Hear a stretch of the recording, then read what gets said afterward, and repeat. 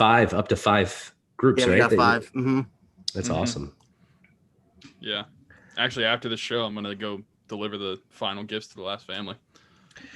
That's awesome, man. And you got penguins around the corner, right? You guys, I think right when the bubble was happening, I think that's when I first started. I found you guys. You were doing some penguin stuff, right?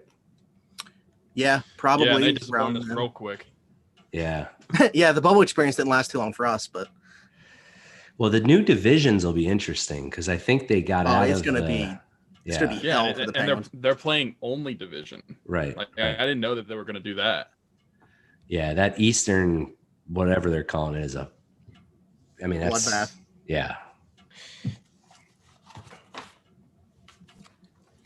Okay, so we're live on YouTube. How's everybody doing? What up? What up? Let me try to get in some organic traffic by putting some tags on this video.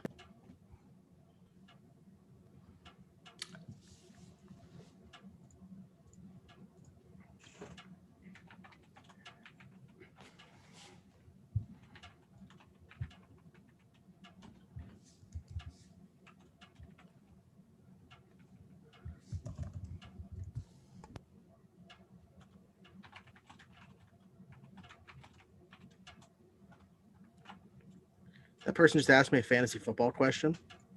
A few hours late, pal. I gotta address some of your fantasy football takes, by the way, if we get time. Less about the takes and more about I got a system I want to talk to you guys about that hopefully we can get to go viral. It's time that fantasy leagues stop ending in week 15 and 16. And I got a lot to talk about. So we'll see if we get time for it. But Okay. All right. Tyler, you ready? Yes, sir. All right. 3, 2, 1. Welcome to Around the 412. We are part of allsteelers.com and proudly presented by CrowWorthy, where winners are serving winners coast to coast with sports, gambling, fantasy, and more. You can follow CrowWorthy at CrowWorthy on Twitter and you can visit us at crowworthy.com. You can also check out the CrowWorthy Pittsburgh City page for podcasts just like this one, blogs, fantasy, and more. I'm Tyler, and with me as always is Smitty. Joining us today is from CrowWorthy Media Group is Ryan Dennin, the Crowmish. What up, dude? what up, boys? Thanks for having me. I feel like this has been months in the making. And I almost wish it would have happened sooner because we would have had this 3-game losing streak to talk about. But here we are. Yeah, it's the fans have asked for it. I mean, we've gotten shout outs from coast to coast, but it took a 3-game losing streak. It took what was an abysmal game on Sunday night for us to finally say it's time because we got a lot to talk about. I feel like the team needs this good juju to be put out into the air in order to turn things around. And should we start there? I mean, should we talk a little bit about this? Because I mean, you tweeted it. I didn't know people hated dancing so much. Like, hey, I didn't know either, but I didn't know that like TikTok made you a terrible person. I just deleted the app a couple hours ago because I don't want that being put on my character. I don't need that slander coming my way as well. So I completely deleted the app. I think I'll keep Twitter just because of the podcast and everything like that. But I'm thinking about just completely getting rid of social media. And if I'm not at work, I'm still just going to be focusing on my work. I'm not going to do anything else. Yeah, and listen, we'll get into it, right? I mean, there's a plenty of things that we can talk about to break down what is driving this losing streak and why this team in December. I actually want to eventually get to the fact that I want to talk about the Grinch that is stealing Christmas for Steelers fans. It's not Juju, by the way. Spoiler alert. But yeah, I mean, listen, and Tomlin came out and talked about he's going to talk to Juju about it. We don't need to give other teams extra locker room material. But listen, he's not the reason that Sunday night happened. He's not the reason that we lost to an ascending Washington football team, albeit he's not the reason that we lost to a COVID-driven Ravens team. So no, but we'll get to it. Absolutely. Like you said, might as well start there. So today, as you said, going back to yesterday, really Tomlin Tuesday, he comes out and says he's going to have a conversation with Juju. Today, Juju himself meets with the media, says, after having a conversation there, they did have a players only meeting today. I don't know if that got brought up at that point, but he doesn't want his teammates and coaches to have to keep answering questions about this. So he's not going to do it anymore. He says he's still going to be who he is. However, the pregame dances on the logos is going to stop. Now, I personally didn't find it disrespectful. I didn't care that he do it. But again, my mindset the entire time has been until his coaches, teammates, or anybody else in the organization has an issue with it, then I don't. However, if they feel like it is, causing not necessarily a distraction, but giving the other team something to, put on their bulletin board or putting a target on himself, as we saw in that Cincinnati game, then maybe it is time to ease back on that and not do it. Don't, keep being your same self, Juju. We love you for who you are, but this one thing, maybe it's time to put an end to it. And that's going to be the case, because as long as he holds true to his word, he's not going to be doing that anymore as far as the dancing on the logos before the games goes. Yeah. And that's the difference between him and guys like AB. Right. And AB, we saw in the AFC Championship the against New England, get on video and do it in the locker room. And listen, hindsight 2020, we give Tomlin a lot of credit in terms of how he managed personalities like AB. And in many cases, we love Tomlin for being a player's coach and allowing his players to have that level of empowerment. And so it's good that Juju came to this decision without it being forced upon him. I think there's it's a different personality with Juju Smith-Schuster as opposed to some of those personalities that Tomlin has had to manage. But good for Juju, right? Like as I mentioned, you don't need locker room material. And to your point, who gives a shit? Unless it's a coach that's got an issue with it, or the leaders of the team say, hey, knock it off. And listen, it's time to focus. And any distractions, whether albeit as small as this one or not, I think Juju made the right move here. Tyler, what do you think about it? I just find it funny that everybody's telling Juju to grow up, whenever I think a lot of the people saying to grow up are the ones that need to grow up. Because, this dude's his own man.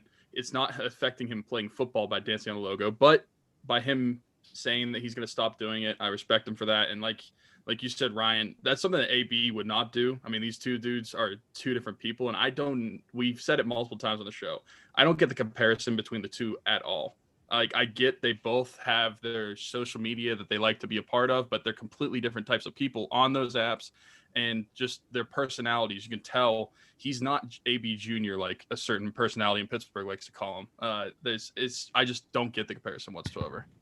They're both personalities, and they're both big personalities. However, they're on completely different ends of the spectrum when it comes to that.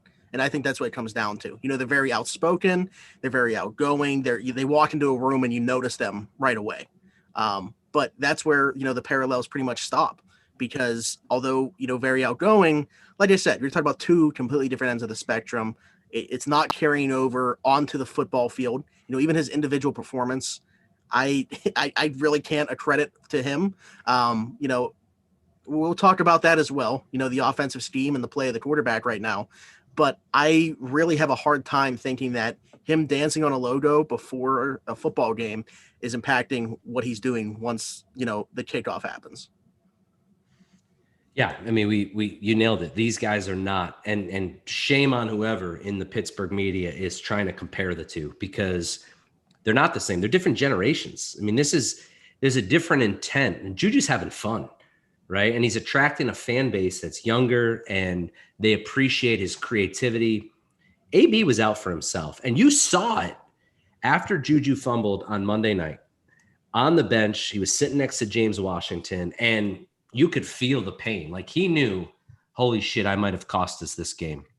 And he got rocked. Right. And I don't know many players that would have held on to that ball when they got hit as hard as he did. And it wasn't necessarily the dancing that he went back to, but he's a team first guy. And here's a guy that's probably not going to be with us much longer, right?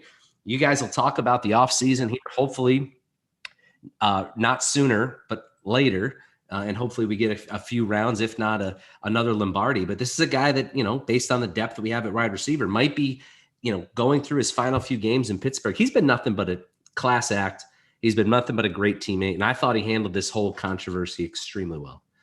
Well, you know what, too? It's funny that, in the same day that this comes out about him going to stop dancing on these logos before the games, it also comes out that he donated, him and Walmart collectively partnered up to do another $20,000 in gift cards for Pittsburgh families. So that's now the third time within the last week that we've seen him do something charitable. And people also want to discredit that because it takes place on camera. Which, we talk about a lot. Like we were talking a little bit about our Rocking Around the 412 mission right before we started recording here when you joined the Zoom. And for us, I post everything, I document everything, and it's for me. What it does is it lets the people who are donating know what it's going to. And if it can inspire one more person to do something charitable, that's all that you need to have happen. And that's why you do those things. So for me, I think it's great that he documents all this stuff. I think it's great that he turns it into, YouTube videos and posts it on his social media and stuff. I get that, people are going to say, oh, he's just doing it to show what he's doing. Why can't he just be charitable off camera and stuff, which he is. People have caught him doing acts of kindness off camera as well. But I just think that documenting it just brings it to a whole new level because, like I said, you're inspiring other people to potentially do the same thing as well. It's inspired us. I mean, you know what, to be honest with you, like when Rocking Around the 412 started, I saw the same day actually last year that we went shopping for the gifts. It was the day that Juju went shopping for his gifts. We were both in Walmarts, just different Walmarts doing the exact same thing. So he's been an inspiration to us as well in that aspect. His philanthropic work is off the charts, and that's going to carry with him, whether it be in Pittsburgh or wherever he might be. All this Juju love, there's no reason he's not joining the Around the 412 podcast. There's not. I know. Shout out to Juju. We'll get you up. I also recently, the podcasting, obviously a big part of my life. I also started writing for CrowWorthy.com, and I've talked about that a little bit on here. But I wrote an article recently about Juju and his potential future, whether it be here or elsewhere. The reason that I am holding out a little bit of hope, and I'll bring up the same thing that I brought up as far as Bud Dupree goes, is you take a look around all sports leagues, not just the NFL. With revenue being down, how much money is being shelled out in these big term contracts right now? Would Juju be better to potentially sign a short-term deal in Pittsburgh and then get back into free agency when there's more revenue throughout the league? I mean, that's when he could really target a massive deal because this is a guy still young. I mean, he signs another deal here maybe till he's 26, 27, enters free agency again in his prime. I mean, that could be the more beneficial avenue for him to go. So I'll just throw that out there that I think the door is still open. Yeah, and I'm interested in what Tyler thinks here as well. But there's the fan side of me that would love Juju back. I mean, I think we're all rooting for him to be a special NFL talent. And again, he's got everything you want as a team first guy. But he's not, at least to date, a number one. Yeah, and I would agree with that. And so but some NFL teams might think he is, and they might pay him for that. But if Juju's good being paid as a 2 or potentially even a 3, a short-term deal, I think, would be fantastic. I mean, and here's the problem with the Steelers from a cap situation. You talked about it. Bud Dupree has got to be a priority. Ben's a $41 million cap hit unless we renegotiate with him, to which we'd have to sign him to a 2-year deal. And I'm sure we'll talk about Ben's struggles and what we saw on Monday night. What Colbert's going to have to navigate through is some of the more complex roster decisions that we've seen. And so it's not signing Juju back in a vacuum. You got to take into account all these other players. And I'd put Bud Dupree as number 1. I mean, my Christmas wish list, we got to get Bud Dupree back. And to have a defense for the next 5 to 6 years that's got those 2 guys on the end, and you've seen this defense be a little different ever since Bud went out, but to get those 2 guys rushing the passer at the end for the next 5 years seems like a dream scenario. And maybe you see what Chase Claypool could do in a 1 or a 2 or more passing opportunity for the likes of James Washington, Deonte Johnson, et cetera. So it's going to be an interesting one to follow for sure. Yeah. And you got to look at, not only do you have Bud Dupree and Ben in their cap hits, but after next season, you're going to have TJ Watt needing a contract, and his contract's going to be probably $100 million plus. So 150. It's just a lot that Kevin Colbert is going to have to work with. So as much as I would love Juju, and I think there is a real possibility that he could stay on the team for a few years, there's a lot more going into it than just look at his performance and let's pay him. There's a lot of factors on this team that go into that contract. But the fans want to know, like, what the heck is going on? So, like, I mean, listen, we started with Juju. We talked about the dancing. But let's get to the schematics, right? Because you guys break this team down. You guys look at the all-22. You guys know this team. I'll start with you, Smitty. Like, who's the Grinch that's stealing the Steelers fans' Christmas here? Like, I got my opinion, but I want to hear from you guys first. You know what? If you would have asked me this question just a couple weeks ago, and I definitely think that he's still a part of the problem, I don't think he's the problem, I would have said offensive coordinator Randy Fichtner. Boom. Yeah, I think that his offensive scheme, it's so vanilla. And going back to last year, we would have said the same thing. It's a little bit easier to swallow when you're talking about a first-time starter, whether it be Mason Rudolph or Devlin Hodges. But now, 38-year-old Hall of Fame quarterback back in the system, you would think that it'd be opened up a little bit more. And then you watch this game on Monday night and you start to question, if they do open it up more, is it possible for Ben to play in this system? I mean, you saw the first couple of drives, you see a little bit of a tweak that they talked about. They tried to do a little bit of play action. Obviously, Ben not hitting on the throws doesn't help. And then it kind of goes back to the same old stuff that we were talking about. Juju's fumble happens on a 3rd and long play where they throw it within 1 yard of the line of scrimmage. It's not, had he caught that and not fumbled, it wouldn't have mattered. We would have been punting the next play anyway. So, I think that Randy Fichtner is a large part of it. At the same time, I wonder how different an offensive coordinator with this same quarterback with, the restrictions that he currently has, whether it be the lower body mechanics, which I think that, people are definitely starting to talk about, going back and watching the film. Doesn't look like he has any drive through his plant leg. It's pretty much all arm right now, or the arm strength, not being able to push the ball down the field. That completely takes away an element of the game when you just have all the defensive backs coming downhill because they don't have to play back at all. I think that that's a large part of it too. So, I think that right now, 1A and 1B, the Steelers' issues on offense are the offensive coordinator and the quarterback. Yeah. Fichtner's my guy. He's the Grinch. And you're not going to blame the running game. You can't do it. Benny Snell did his job. 80 yards. In fact, he averaged over 4 yards a carry. And by the way, I was all over Twitter on Monday night. Run the ball on first down. Run the ball on second down. And you saw it took to the second half really before Randy started to diversify this offense. I don't put it on Ben. Listen, there's some decision-making that's a problem. And there's been some reports about, is it the elbow? Is it the knee? You don't roll to the right like we saw Ben do a few times on Monday night if you got a bad knee. You don't throw that ball that he threw to Deonte on that touchdown, a 30-yard dime, if you have reoccurring elbow issues. The conservative play calling, and albeit the first half of the year, the goal was let's keep Ben upright. Let's get the ball out. But defenses figure that out. And we have the talent to go downfield. We have the talent to at least try to run the game. You saw when we started to run the ball and we started to see the guards pull again is when Benny Snell started to get going and when we started to get traction in that run game. And I don't need to tell you guys, when you can't run play action and diversify an offense unless you have an established run game. And I believe that Fichtner probably hit a rock bottom moment on Monday. I'm expecting on Sunday against the Colts, we're going to see more diversity in this offense in terms of play calling.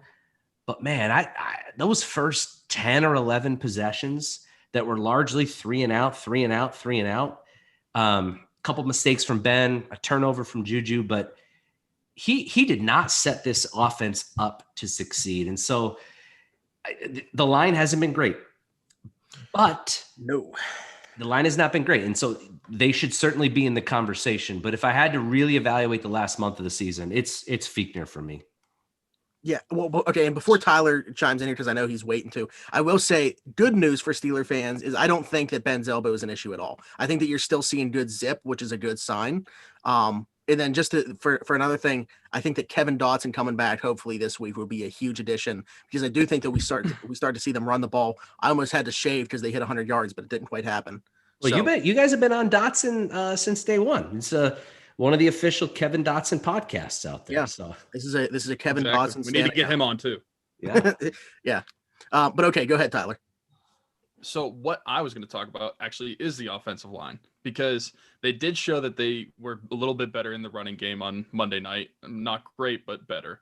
And I think the big issue is because we always thought maybe they're just trying to protect Ben for how quickly they're getting out of the ball. But I just don't think they can protect him for that long, which is why they have to get the ball out that quickly.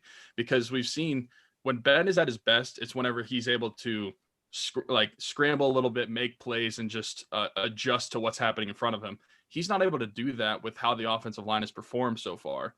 I just don't think that they have the capability to block that long for him. So that's why the play calling has been the way it is, at least in the passing game somewhat, where they're just throwing these little underneath routes. And that's just been frustrating to watch, because what do you expect from your receivers when you're only throwing it to them 2 to 3 yards down the field and expecting them to get a first down? That's just not going to happen. I mean, look at what Juju, that's how he got rocked. So I put part of that blame on the offensive line just not being able to protect Ben long enough. Do you remember when Todd Haley first came in? The offensive line really didn't get to the level that it did of like the killer B area yet. Like, the offensive line was still not that great. Ben was still taking a good bit of sacks when Todd Haley came in. And the one thing Todd Haley's offense was centered around that I have to give him a little bit of credit for is getting the ball to Ben's hands as fast as possible so he doesn't get hit anymore. Because this guy's career would have ended probably 5 or 6 years ago had he kept taking hits at the amount that he was. So going back to that, I think that that's almost what you're seeing now, where it's like the offense is centered around, we're not stretching the field. The priority has to be getting the ball to this guy's hands, get the ball to your playmakers. And then to connect off of that, what I'll say is I think that's been a huge issue for the receivers when you're talking about the drops issues, which they did get cleaned up a little bit on Monday night. I'm proud of Deonte Johnson for going out there and playing the way he did. Is they're always worried about making that next move before they have the ball, because that's what the offense is predicated on. You know, this offense is completely about your yards after catch. You know, if you're throwing short, if you're throwing those intermediate routes, you got to try to make a big play out of it because you're not pushing the ball down the field that way. So it's completely relying on the yak that these guys get. And they're thinking about that next move before they have the ball. And that has been, in my opinion, the biggest reason why they're having these issues with catching the football, is just thinking too much.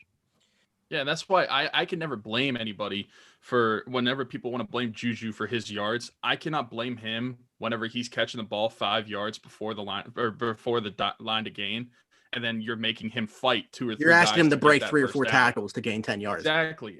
There's no way I can blame him for his yardage production whenever he's getting the ball that way. It's just not possible. Yeah, the line has been a challenge. And listen, let me be optimistic for just a second. DeCastro looked like he may have figured some stuff out on Monday. I think he's been hurt. Yeah, and listen, the week before that, it looked like he just was disinterested. And so you started to see that. I believe the reason that run game picked up is, again, when you started to pull guys like DeCastro. Derwin Ray played pretty well, by the way, as well.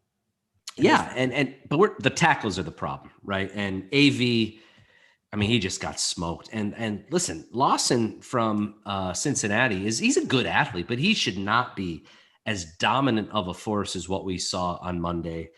You know, Chuck continues to struggle. In fact, Pro Football Focus had both of those tackles graded as sub 60 in their player ratings for Monday night. And so, you know, for a while, I probably justified a lot of this line performance based on the schedule, not having a bye, not having that rest.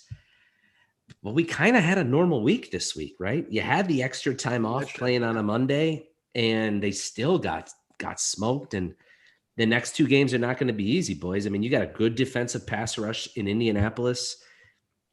I don't want to talk about this Browns game as being meaningful. Now that we've given up the bye, I'm hopeful that this Browns game is irrelevant and we can actually rest some guys because we need it. We know that we got screwed by the NFL.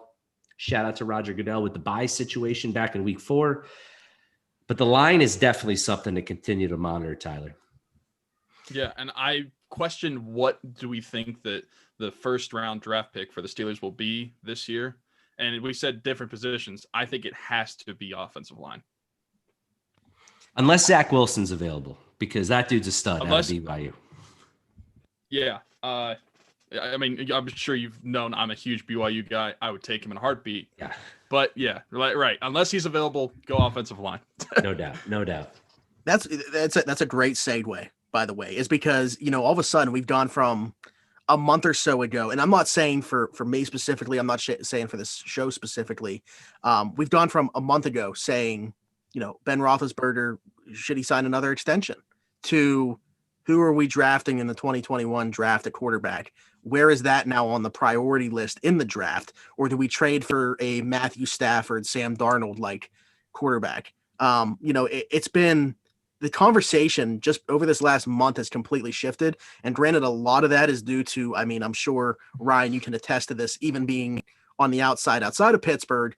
But for us, we know firsthand being in Pittsburgh how ridiculous these fans can be on a week-to-week basis. I'm sure that that's a huge attribute to that. But I don't know where you guys stand, but I would think now all of a sudden in the back of the Steelers' mind, that is starting to creep into the conversation. I have a lot of Jets fans in my life. And so ask them how they feel about that win. Yeah. That probably sounded way more romantic than I intended it to be. But here's the deal.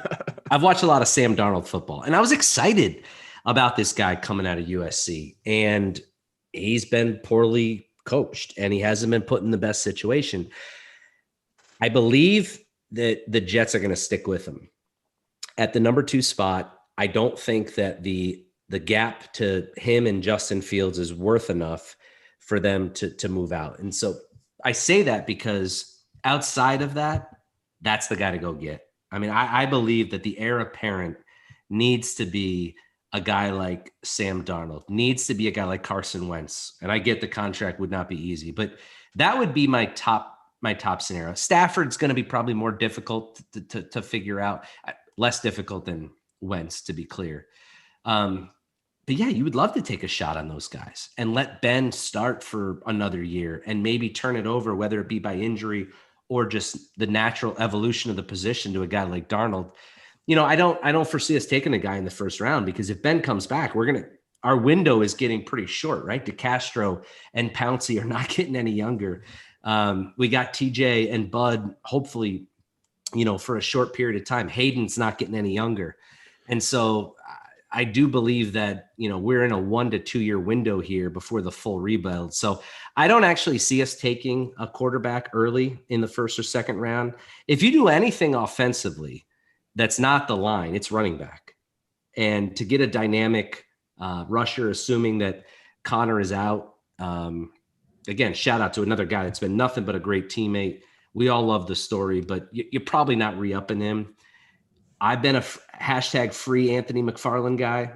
I'd like to see a little bit more of Anthony McFarland over the next couple of weeks, but as much as I'd like us to maybe reach and get one of these, 5 quarterbacks that'll probably go in the first round, I just don't see it if Ben's coming back. Yeah, and I have to agree with you because I feel like at that point you'd almost be doing what the Packers did last year. And you feel like, I mean, it's amazing what Aaron Rodgers has come back and done this year, having an MVP season, and how the Packers have played this year. But you feel like you just look at it and be like, man, what could that roster have been if they would have added a wide receiver in the first round instead of Jordan Love or something like that? And you look at the Steelers next year, like you said, a 1 to 2 year window, they got to add pieces that are going to play right now. And if Ben's still on the roster, taking a quarterback doesn't do that. So for me, it's offensive line. And beyond that, I mean, I don't know where you go. Again, if you lose Bud in free agency, you're still hoping that Alex Highsmith is that next guy. He makes the most sense to just step right in. And, we're seeing a little bit, we're seeing him, get his feet wet right now. We've seen some flashes. We've seen some not so great in the run game as well, but he's going to get there. This is a guy that didn't have much of a training camp, didn't get to play in the preseason. That's neither here nor there. I think that you're circling offensive line right now, because even though that, they not only have they not played great when you talk about those tackles, Villanueva, free agent, Matt Filer, who's on IR right now, he's moved from right tackle to left guard this year. He's a free agent. DeCastro and Pouncey, both next year is the last year of their deals. I mean, they're not getting any younger, as you alluded to. So I think that this offensive line needs help. I think that you have a good start to it in the foundation with like Kevin Dotson being there. And like I said, you still have Pouncey and DeCastro next year. Do you trust Chooks to kick over to the left side? I mean, even if you take a tackle in the first round, the best route that we would see them go is that guy get his feet wet on the right side and maybe transition over to left tackle. So you would hope that you have a left tackle on the roster right now, but I don't know. I just think that there's so many question marks with this, and that needs to be where they go in the first round as I sit here today. As the fans are listening, I feel like we're depressing them, though. We're talking about April and May, and we're talking about the draft. Boys, we're not out of this thing yet. Like, my question, I'll turn it to you guys. Like, can we right this ship? The seeding looks to be fairly in place, right? We're the 2 or the 3 seed. And at that point, does it really matter? I mean, I'd like to avoid, it's crazy saying this, I'd like to avoid the Browns in the first round. I'm assuming we win the AFC North. I'm assuming we win one of the next 2 games. I'm assuming we are in that 2 or 3 seed. And so you got to think the Browns are going to be the 5. So Titans Browns is kind of, it feels locked to me, but I know a lot can change. And so we're Colts Dolphins. Feels like what the matchup might be in round 1. Call me crazy, but I got to believe we can get to that second round and give us the Bills again, right? I mean, they smoked us last year. Well, I shouldn't say that. They played a competitive game with them last year. They smoked us this year. Before we get to the draft, do you guys see a road to right this ship? You know what? It's going to sound like so wishy-washy of me because I just want to say, like, I don't – it all depends on the quarterback to me. Yeah. Like, is Ben going to be able to turn it around? Because that's how the offense turns around. If you want to look at it and break it down with each group, I think the defense will be fine because I think that they're getting healthier. We saw Vince Williams come off the COVID list today, which is great because, you know, we finally have an actual linebacker to play linebacker now. Why did we get sold that this Avery Williams guy was going to be any good? Like, I don't know. I mean, you know, he's going to have to play at least one more game as a starter, but at least we don't have to see, you know, the hybrid Marcus Allen, who's not a traditional linebacker, have to play linebacker. Good in coverage, but man, does he get beat up in the run game. So yeah, I mean, the defense, I'm not worried about. I think they'll get better. You'll see Spillane come back, maybe for that last game of the regular season, if not for the playoffs. And I think that unit will be fine. So I turn my attention to the offense. And can this team, I almost feel like I'm talking about the 2019 team. Like, can this team put up over 20 points? Because that's what they're going to have to do to win a football game. And, you know, it's all about Ben and it's all about this offensive line. Like I said, I did see some things that encouraged me about it, even on Monday night, especially in that second half, where they started to right the ship. We saw a little bit more in the run game. Deonte Johnson had a pretty nice night, you know, even outside of the box score, just seeing the separation that he was getting, which we know he always does, but it's still good to see this guy be able to play with that confidence. And when he gets thrown the ball, he's going to catch it, kind of right in the ship from what he's been doing the past couple of weeks. So for me, there's encouraging signs there, but until they go out in the field and show it, I still think that it's a huge question mark, and it's not getting any easier. You know, these are going to be very good tests here for them against Indy and Cleveland. But to lose the division, that would have meant that they went on a 5-game losing streak to end the regular season. I don't see it happening. I do think that they end up winning one of these last 2. Hopefully that's on Sunday against the Colts. But as far as answering that question, man, I think that they can. I don't know if they will. Yeah, Smitty, I'm with you where I think it's on Ben and the line more so than we want to talk about Randy Fichtner. I've been waiting all season for the play calling to change. So I know it's not going to change in the last 2 weeks. There's no way. Well, here's the thing. Before you go any further, I want to say it's been the same, though. We started out 11-0 with that same offensive coordinator. So what's really exactly. The teams figured it out. The difference is, teams figured it out, and the team has not been executing well. I mean, Ben has not been hitting the throws that he hit earlier on in the season. So like you alluded to, it is up to him and the offensive line to figure this thing out. I think if those two are clicking, then this offense rolls, because it's not like the wide receivers are the ones affecting this offense as much. It's Ben. It's all relies on Ben. And if he is clicking, then everything else around him will click as well. But that's a lot to ask. I mean, can it change? Yes. Will it? I don't know. I mean, they've said it for the past 3 weeks. Each time that they said they need to play better, they haven't been playing well. It's like, well, shut up and do it. You kind of have to do it at this point. It's crunch time. You got to do it, and you got 2 weeks left. Yeah. You know, I was on the 317 podcast last night. I'm not sure if Dustin put it out yet. Yep. But we were talking about this matchup coming up with the Colts here. And, you know, that's obviously a very tough matchup, and it's 2 teams trending in opposite directions. Indy's won 5 out of 6. We've lost 3 in a row. It just feels like this is the spot where if they're going to right the ship, it's going to happen on Sunday. And Zach Banner came out today. You know, he's always on 93.7 The Fan. And he said that I just alluded to earlier that they had a players only meeting. This team is pissed off, is what he said.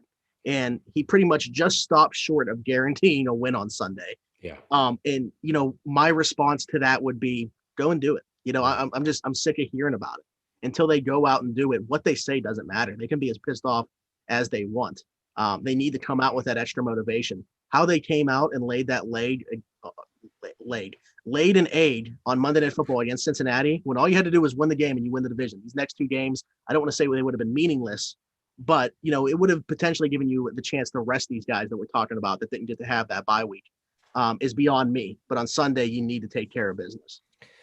Let me give you the you got me fired up because I do believe that we get a win on Sunday, and we're back to a normal schedule. It's 1 p.m. It's a Phillips Rivers. Let's be clear, a Phillip Rivers led team that when you get pressure on Phillip Rivers, we all know the result. And I believe that, I hate to be a pull a Tomlinism here, but let's believe in the standard is the standard. They got to step up. And I think we get a win on Sunday. I think we rest some key players in week 17, and we get ready for a matchup against the Dolphins. You want to avoid the Ravens. Maybe you see a rematch against the Colts. I feel good about the Dolphins and the Colts. The thing that scares me about the Dolphins, and I know I'm getting ahead of myself here talking about the playoffs, but they got a great defense. And Flores is a great coach, and defensively, you put pressure on Ben like we saw with the Buffalo defense and Cincinnati's defense on Monday and Washington. By the way, they all have a little something in common. They can get to the quarterback at the line. The secondaries are a bit suspect. Buffalo, of course, has a good one, but you saw Washington get to the quarterback. You saw Cincinnati get to the quarterback. Miami can do that too, but I do believe that there's still a path here. Unfortunately, where we all will probably agree we're going to fall short is against Kansas City.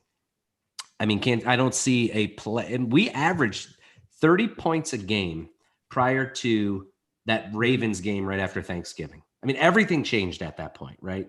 Steelers fans had Thanksgiving dinner. They were feeling good at 10-0. They were getting ready to put up their Christmas lights. Everyone felt good. And then I'll go back to it. Randy Fichtner stole Christmas because he has not evolved this play calling, and the NFL caught up to him. And so Sunday is the key matchup for me. Like, show us that we can stop a run. Jonathan Taylor, by the way, is starting to pick it up for the Colts. And so it'll be interesting to work. Get to Rivers and put up 30 points again. Do it through the run, do it through play action, put Ben in different situations. Let's see balls that are 30 plus yards down the field, a little bit more yards after catch, to your point earlier.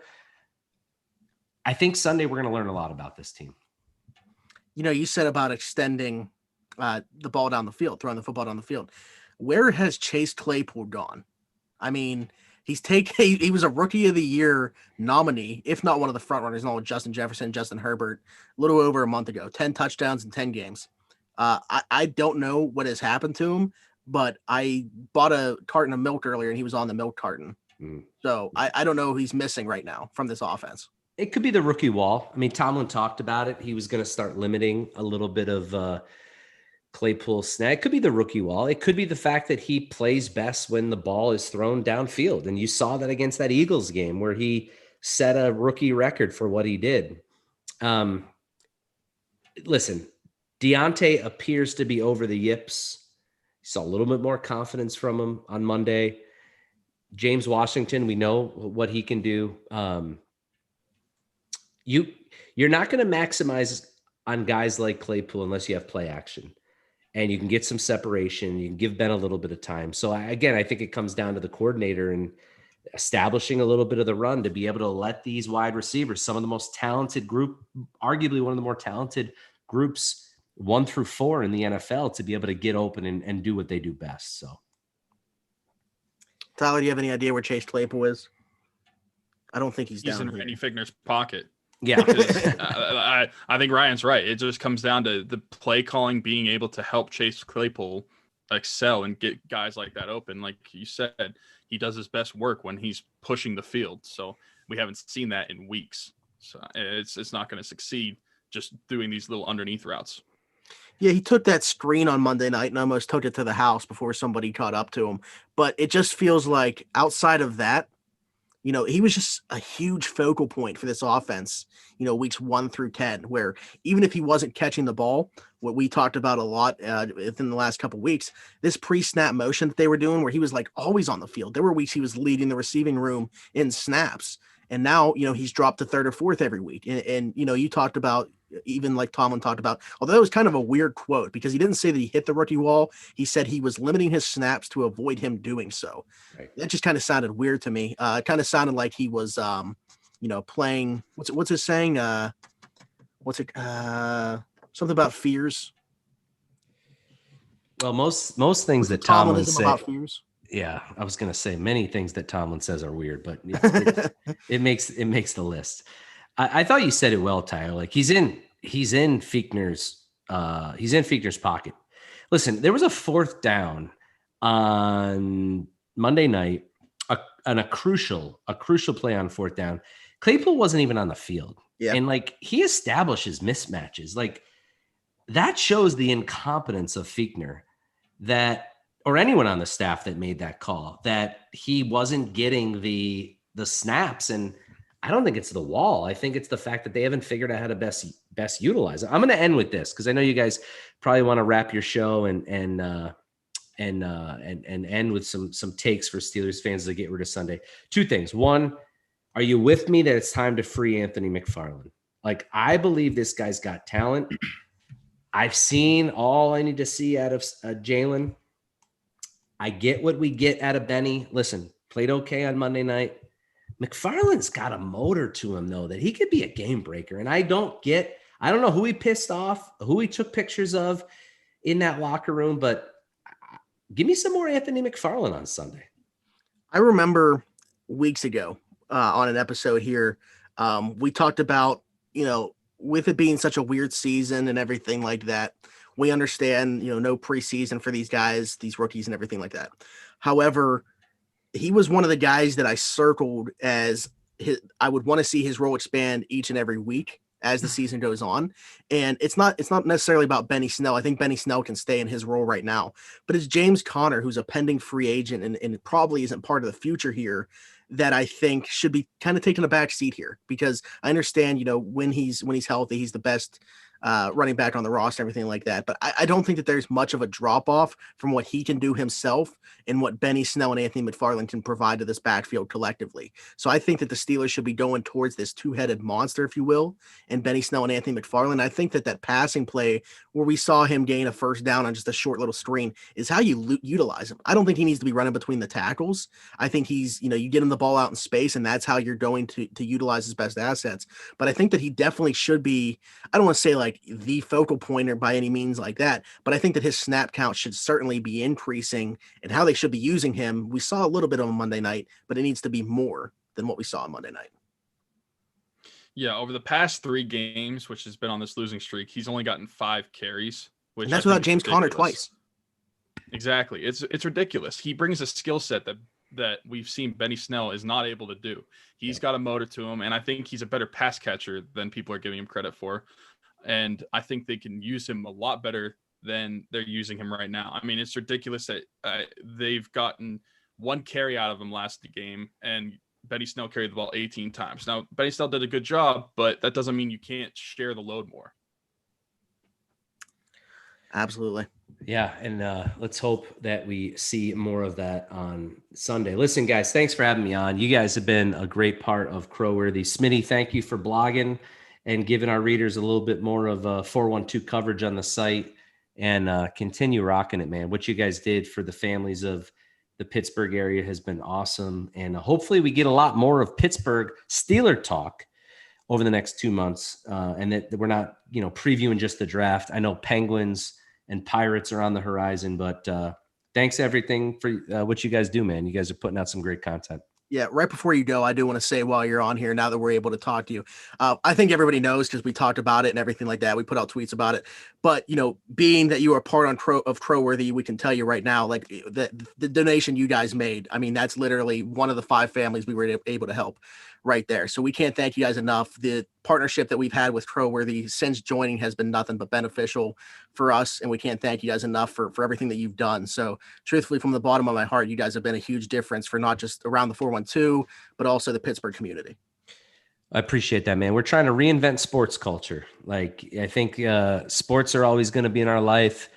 The interest and intrigue in it changes based on generations. And so as things evolve, to us, it's less about mainstream media. It's more about guys like you that are organic and real and live and breathe that culture in your city that are doing great stuff. So it's good to have you guys on the team, and happy holidays, man. And go Steelers. Yeah. Happy holidays. All right, Ryan. Can't thank you enough for joining. Take care. Thanks, guys. All right. So, yeah, that was Ryan Dennin of the CrowWorthy Media Group. As you guys know, we are part of CrowWorthy. So Ryan, who was actually the person that recruited us onto the network, joined us to talk some Steelers because he just so happens to also be a Steelers fan. But that was pretty good. I should have mentioned, too, I like that hoodie that you're wearing. Yeah. Pretty neat, isn't it? And you can find that at the crowworthy.com shop. I actually just sent the same one to our guy, Ulysses Gilbert. What were you saying? Oh, nice.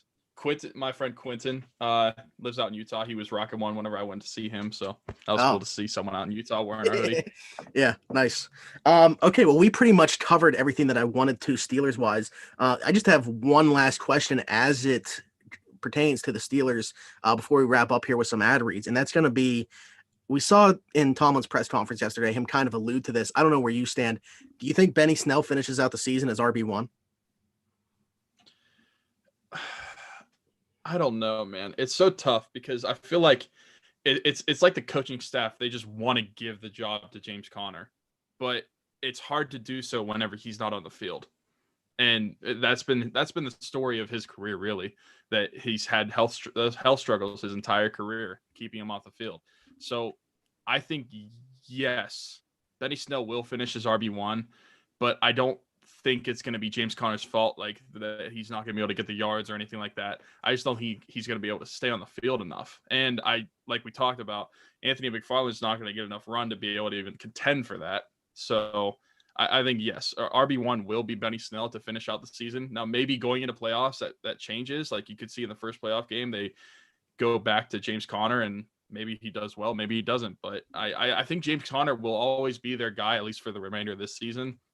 In their minds, that's who they want to be their guy. But as long as he is not either being on the field or not producing, it's hard to keep him as that RB1 spot. Yeah, I think I agree with you. And it's mainly just about them, kind of ushering in the future, knowing that James Conner isn't going to be here most likely next season. At the same time, what keeps the door open there is that James Conner is their most experienced back. Granted, he's only been a part of one playoff game himself, and he wasn't even actually, because his season ended his rookie year due to that knee injury. So while he was on that roster, he never actually has played in a playoff game anyway. Like none of these guys have. There's so many guys that they're going to be making their playoff debut that it's not like anybody in this room has that playoff experience. So, who knows what route they'll end up going with this. But I do think, based off Tomlin's comments, that at the very least you see those two pretty much getting equal opportunity, if not Benny Snell being the number one guy. Yeah, I agree. You know what I can't wait for is that Juju's going to put up 200 yards now that he's not going to dance on the logo. Everything should be back to normal now because that was the only issue. Yeah, I mean, that's the only thing that people were complaining about. Obviously, Juju doing a TikTok on the logo is why Ben couldn't throw the ball, why play calling is terrible, and why the offensive line can't block. But yeah, it's down to Juju's dance. I'm pretty sure after Monday night, Villanueva has to name his first child Carl Lawson. Yeah, dude, he was terrible. I mean, it's true. What I talked about earlier, I just don't think that the line can block long enough to be able to protect him. And I hate whenever I see people saying that the Steelers' offensive line is amazing. Like, look at the analytics stats for them. I'm like, you cannot look at that, and you have to look at it in a vacuum, where it's because he's getting the ball out in 2 seconds that they're not giving up sacks or they're not giving up pressures. It's not like a normal offensive line where Ben's holding the ball for like 4 or 5 seconds. You cannot judge them based off those stats because the offense that they're running is meant for them to have those stats in the first place. You're not going to give up a sack if the guys can't get to the quarterback before he throws it anyway. So I just think it's stupid whenever bringing that up. What's odd is their run block win rate is actually higher than their pass block win rate.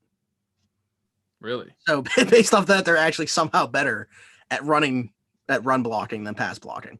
They're like 27th and 29th, respectively. I mean, Monday, to be fair, they didn't do a bad job run blocking. Yeah, and they were terrible in pass protection. Like Villanueva got eaten alive. Okorafor was bad. Like, you know what else I saw? And this has nothing to do with the offense. It has to do with the defense.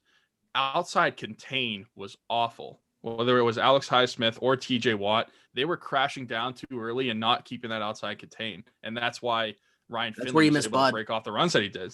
Yeah, exactly. That's where you miss Bud right now. I mean, just be thankful. I mean, they ended up losing the game, so you can't really be thankful for anything. I was going to say, be thankful that can make an open field tackle, but no one else can. Yeah. We will see, but with Vince Williams coming back from the COVID list, it looks like Kevin Dotson could be back. It looks like James Conner could be available for this game as well. Do you think that they win on Sunday against the Colts? Man, I feel like I should say yes, but I'm saying no.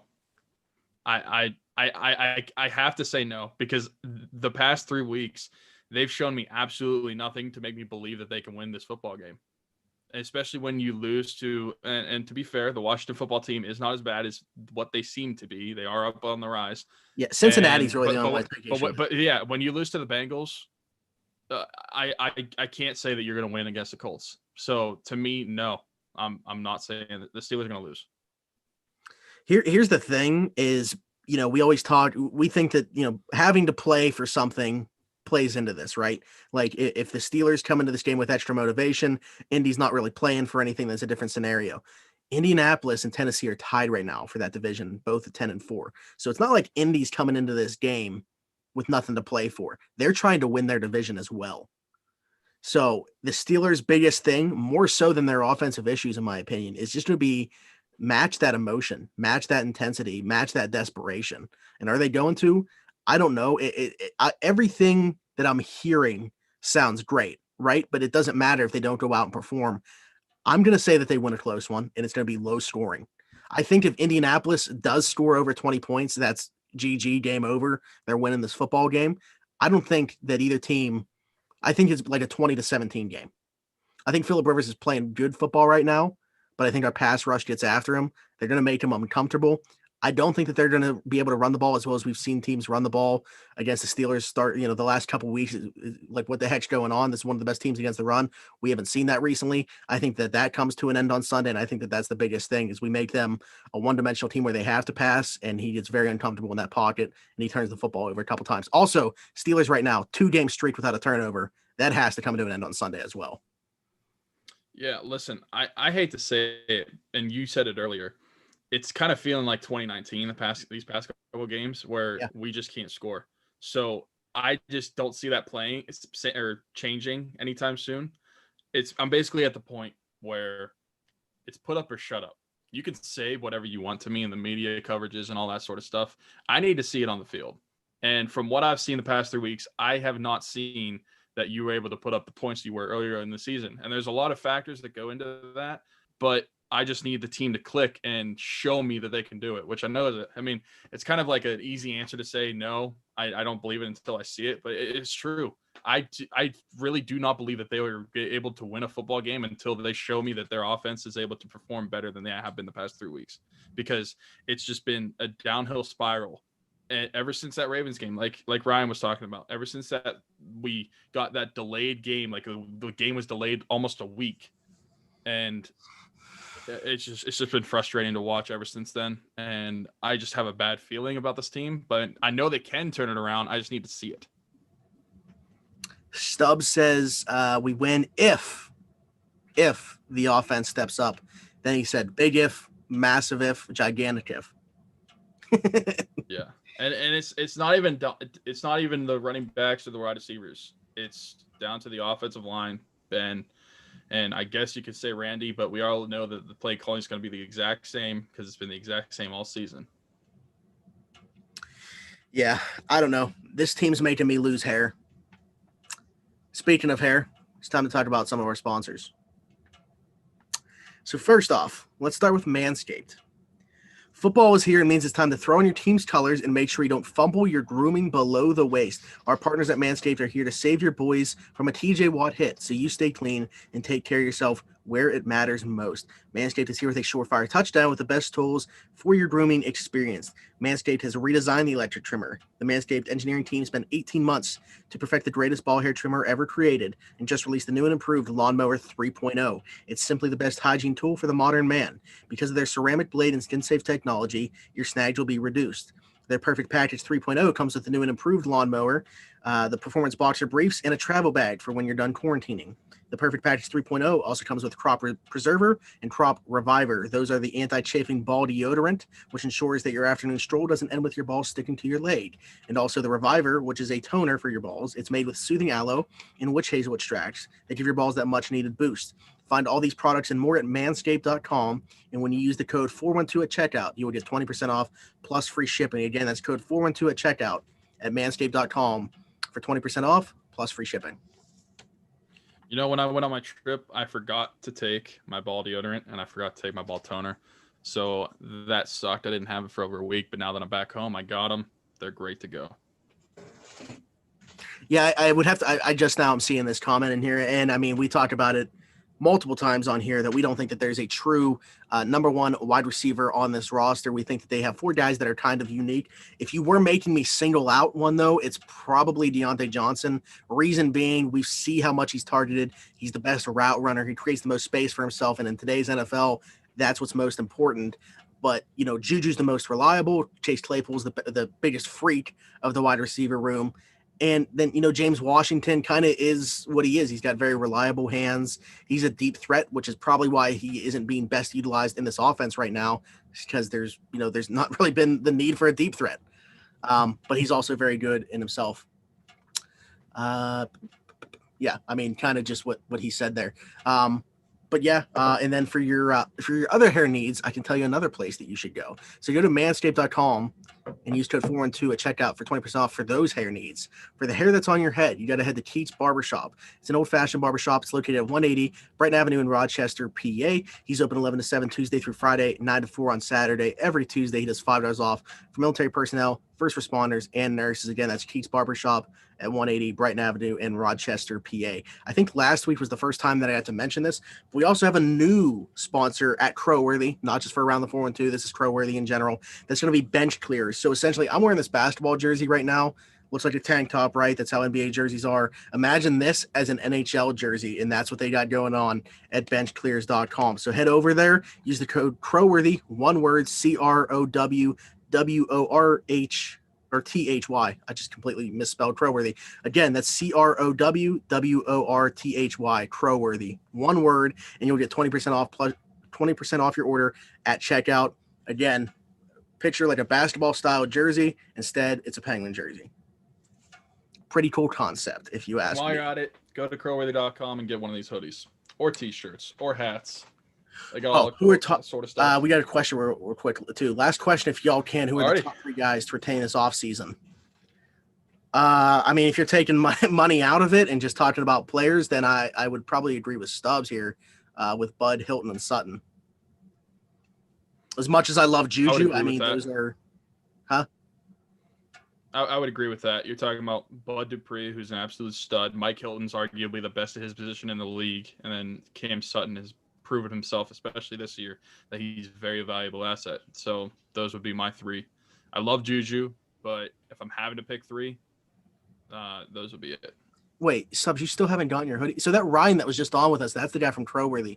I don't know. Did you end up sending him an email? I mean, I'll reach out to him again. I'll just send him a text right now. I didn't realize that you still hadn't gotten it. I thought that was taken care of after that one day when we were talking about it. But yeah, I'll have to see what's up with that. But yeah, also I'm still, I would say I'm still on the side of the fence that I'm thinking that Juju will be on the team next year. Like he'll be re-signed. I don't know if I've ever been. Yeah, that's so tough. Like you're saying you're on the fence about it, but you're more on the side of him being a yes to re-sign. I don't know if I've ever been more on the fence about anything. Like it's literally just back and forth, a true toss-up. Right now I'm leaning towards he's staying. Especially, I mean, I think you posted it on Twitter, his post saying he wouldn't mind staying here for another 4 years. Yeah. So like, why? I'm trying to think of why would a guy post that if there's not at least talks of him staying. Like, I don't think an athlete would just post that if there's no chance of him actually being here. Okay. Yeah. I mean, I 100%. Yeah. I mean, I have to agree. Again, it comes down to like, is it even about money? Like, we don't even know what this guy's looking for. Is it about money? Is it about winning? Is it about a combination? You know, is he trying to be able to market his off the field stuff more and go to an area where he can do that? Who knows? It's all about what he wants. I think he's doing a good job of it in Pittsburgh. He's doing it enough that it pisses people off. They want to shut it down. So I don't know. I hope he stays, but we'll see. We will see. And, you know, hopefully we have a more clear idea as we get closer to the draft. I feel like we take a receiver every single year in the draft, but if Juju were to go, you'll probably see another one coming into town. So I also hope that we don't have to talk about the drafts sooner than we have to. Mm-hmm. Hope that we get to talk about the current Steelers team for at least a couple more months. Right. Okay. Well, I think that it pretty much wraps it up. So thanks again for Ryan the Crowmish, Dennin from CrowWorthy.com, joining us. Thanks for listening to Around the 412. This has been a presentation of CrowWorthy, winners and serving winners coast to coast with sports, gambling, fantasy, and more. Follow us on Twitter at Around the 412. Follow them at CrowWorthy. Visit the Pittsburgh City page for podcasts like this one, blogs, fantasy advice, gambling advice, much more. Until next time, here we go. We'll talk to you next time.